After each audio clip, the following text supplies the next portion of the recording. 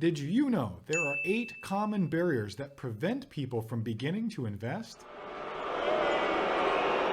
And that's a shame, because if you're not in the investor class, you're going to have to work your entire life. And no one wants that. In fact, if you want to join the 1,700 people becoming millionaires per day in America, it will be almost impossible without being successful at investing. So in this video, we're going to go through every one of the 8 common barriers that keep people out of the investor class, and I'm going to provide you unbiased information and resources on how to break through every one of those barriers. Let's dive in. Lack of knowledge is the first common barrier that keeps people out of the investor class. Many people are deterred from investing because they feel they lack the necessary knowledge and the necessary understanding of financial markets and investment strategies. The complex nature of investing can be intimidating, especially for beginners. First of all, you're right. Finding the right knowledge is a problem. For years, I've said that you really only need about 2% of the investment knowledge out there, but fighting through the 98% that's bad information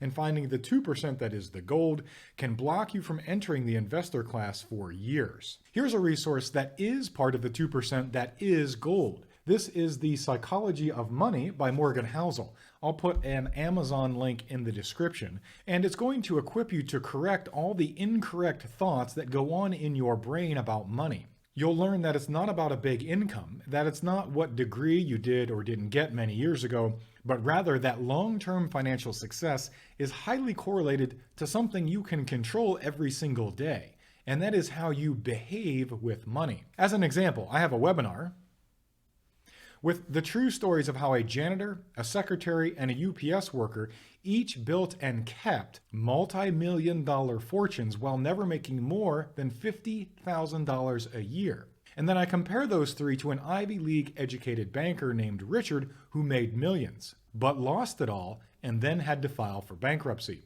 The difference between their ultimate success or failure wasn't what they made. It was because of how they behaved with their money.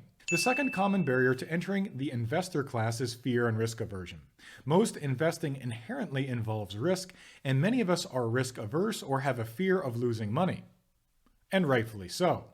The fear of making poor investment decisions or experiencing financial losses can prevent us from taking that first step. So here's what you can do about it. After you've read Morgan Housel's book on how to remove all the incorrect thoughts about money running around in your head, you'll be absolutely fired up to invest. But how to do it safely? This is where my next recommended reading comes in, and that's The 5 Mistakes Every Investor Makes and How to Avoid Them by Peter Mallouk. Now, you could also read Tony Robbins' book, Money, Master the Game, and get a similar education. But Tony's book is 600 pages and Peter's is only 200. Peter covers how to invest safely, how to avoid the human predators in the industry, and provides wise investment structures based on your age and level of risk aversion. I'll put Amazon links for both of those in the description as well. Now, Peter and Tony know each other, by the way, and they've worked together trying to help others in the financial space. I was a client of Peter's company for a period of time, and we've exchanged a few emails. So not only can I recommend his book, but his interaction with me was giving and selfless. So for what it's worth, I believe in him personally as well. The third common barrier to becoming a wealthy investor are the initial financial constraints. Limited financial resources or existing financial obligations can be a significant barrier to investing. And let's face it, there are periods in all of our lives where we haven't had a lot of extra money floating around to necessarily invest. We may believe we don't have enough money to invest, or we may prioritize other immediate financial needs over longer-term needs. So here's what we're going to do about that. Many folks haven't thought about the fact that you're not limited to just one checking and just one savings account. You can open many of them at a single bank, usually from their normal webpage you use to access your existing accounts. So you can go into your bank account online, for me that's Chase, and just open a new savings account in a few seconds. Then you can name that account whatever you want, something inspirational like I am an investor. Then you're going to enter an automated transfer on your payday from the account where your paycheck is deposited to this new savings account. So then, whether it's just $50 a week or $5,000 a week, any amount is enough. The automation part is what matters. So don't bother with a one-time transfer, as a year from now that won't have gotten you anywhere. So then, even if you're starting from zero and set up the $50 a week automation, when you get to $500 only 10 weeks later, you'll be able to buy your first safe investment. The number 4 common barrier to investing is lack of time. Many individuals perceive investing as time-consuming and demanding, requiring extensive research and ongoing monitoring. Busy schedules and competing priorities can make it challenging for people to allocate time for investment-related activities. Now, this barrier is lovely because by the time you've taken action on the first 3 steps, you'll see that this barrier 4 is actually a false reality. As you'll have learned from Peter's book or my other videos, only active investing takes time. After you've set up your initial investment automations, and this type of investing is called passive investing, by the way, the stone cold reality is that active investors, including 96% of professional money managers, cannot outperform this passive approach. So if you put into place, one at a time, the basic investment structures you'll learn about in steps 1 through 3, you're going to be set. Because once they're in place, not only do they not need time, but you're specifically not supposed to touch them. You just leave them alone and let time do the heavy lifting. Barrier number 5 is called complexity and jargon. The investment world can be filled with complex terminology and jargon that is difficult for newcomers to understand. This complexity can create a barrier for individuals who find it overwhelming or confusing. The first thing I set out to do when I started this channel was to solve this problem. So I made YouTube shorts for the top 100 most searched financial terms. They're only 35 to 60 seconds long, so you can watch these while you brush your teeth in the morning or any other time you'd be watching funny cat videos. I do like funny cat videos. But instead, you'll be breaking through barrier number 5 by improving your financial IQ 30 to 60 seconds at a time, whenever is convenient for you. I cover everything from the differences between a 401k and a Roth 401k to what is Bitcoin. Barrier number 6 is psychological biases.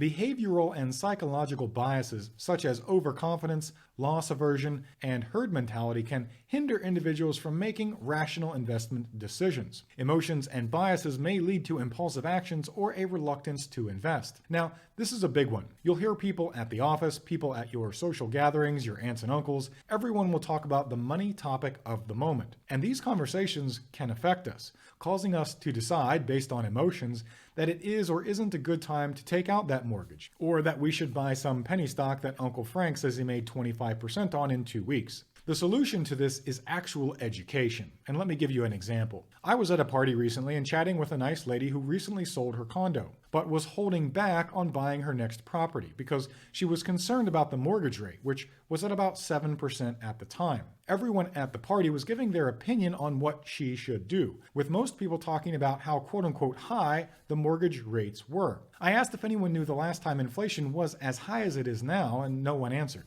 So I pointed out that it was the early 1980s. Then I asked if anyone knew what the mortgage rates were back then, and several did know it was around 10%, spiking as high as 16% in 1981. So I pointed out that quote-unquote feeling that the current 7% was quote-unquote high was psychological bias, specifically recency bias, and that by connecting the data dots, we could see that the last time inflation was as high as it is today, interest rates had to go twice as high from what they are now to get that inflation under control. So the difference between listening to a group of people at a party tell you whether they think interest rates are quote-unquote high or not, and having the actual data could be hundreds of thousands of dollars in your pocket just a few years from now, one way or the other. As you can hopefully see, my goal on this channel is to provide you unbiased financial information to help you build, keep, and grow a fortune of your own. So if this sounds valuable to you or interesting to you, I suggest you consider subscribing. Barrier number 7 is trust. Some folks may have a lack of trust in financial institutions, brokers, or the overall investment system.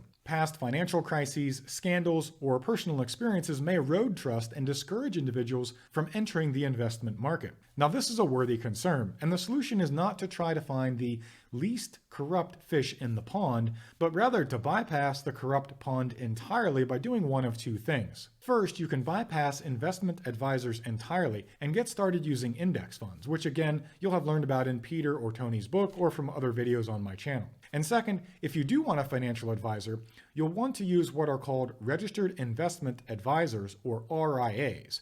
because they have what is called a fiduciary duty to act in your best interest. Peter's company, called Creative Planning, comprises only of RIAs, but of course his company isn't the only one. You just need to make sure you know if you're talking to a broker or an IRA, and make sure they're not both. A broker is a salesperson in disguise and not what you want. And finally, we have procrastination. The tendency to delay investing or to put off financial planning can be a significant barrier.